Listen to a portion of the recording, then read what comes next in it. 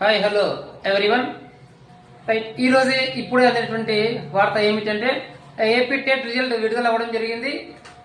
అందులో చూస్తే మనం ఇన్ సర్వీస్ టీచర్ల గురించి మాట్లాడతామండి. ఒకసారి దాదాపు సుప్రీంకోర్టు సెప్టెంబర్ నెలలో తీర్పు వెలువడిన నేపథ్యంలో ప్రతి టీచర్ కూడా టీచర్ ఎలిజిబిలిటీ టెస్ట్ క్వాలిఫై అవ్వాలని చెప్పడం జరిగిందండి.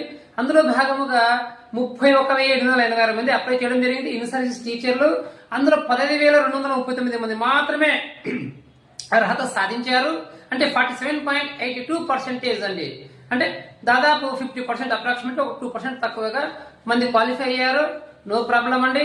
మరి భవిష్యత్తులో కూడా మరొక టెట్ పడబోతుంది.